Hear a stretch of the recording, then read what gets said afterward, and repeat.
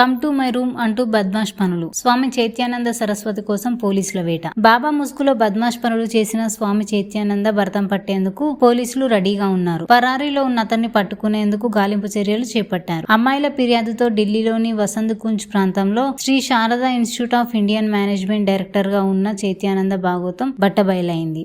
వయసు 70. పైగా అతన్ని గాడ్మెన్ గా స్ఫూర్తిస్తూ సేవలు కూడా చేస్తారు. అలాంటి గాడ్మెన్ ఆడపిల్లల పట్ల ఎంత కరుణగా ఉండాలి, ఎంత బాధ్యతగా వ్యవహరించాలి, వాళ్ళకి ఎలాంటి భవిష్యత్తును అందించాలి. కానీ ఢిల్లీలో ఓ బాబా ఉన్నాడు. ఒంటిపైన కాషాయ వస్త్రాలు, ఒంటి లోపల కామలీలలు. అతగాడి వంకర చూపులకు ఎందరో ఆడపిల్లలు నలిగిపోయారు. పైకి చెప్పుకోలేక లోపల మదనపడి ప్రతిరోజు నరకం చూశారు.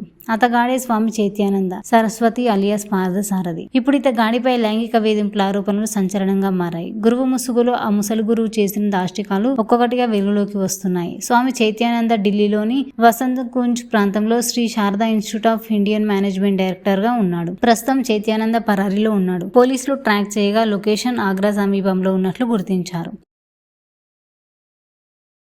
ఆయనను డైరెక్టర్ పదవి నుంచి తప్పించింది. కమ్ టు మై రూమ్ అంటూ మెసేజ్ చేస్తాడట. తన రూమ్ కు ఒంటరిగా రావాలని పిలుస్తాడట. కానీ స్టూడెంట్స్ గురువు మెసేజ్ కు రిప్లై ఇచ్చేవారు కాదని పోలీసులు తెలిపారు. రిప్లై రాకపోయినా ఇంకా రెచ్చిపోయి బాలికలను లొంగ తీసుకునేందుకు పలు రకాల ఆఫర్స్ తో వాట్సాప్ చాట్ చేసేవాడు. ప్యారిస్ ట్రిప్ లంటూ విద్యార్థులను లోబర్చుకునేందుకు ట్రై చేసేవాడు. అబ్రాడ్ తానే తీసుకెళ్తానని, రూపాయి ఖర్చు లేకుండా ట్రిప్ ను ఎంజాయ్ చేయవచ్చని ఆశ పెడతాడు. అప్పటికే స్టూడెంట్స్ నుంచి రిప్లై రాకపోతే చివరికి బ్లాక్ మెయిల్ కి దిగుతాడు. తనకు లొంగపోతే పరీక్షల్లో ఫెయిల్ చేస్తానంటూ బెదిరించేవాడని, ఇలా ఒకరిని కాదు ఇద్దరిని కాదు మొత్తం ఆశ్రమంలోని బాలికలందరినీ వేధించినట్లు సమాచారం.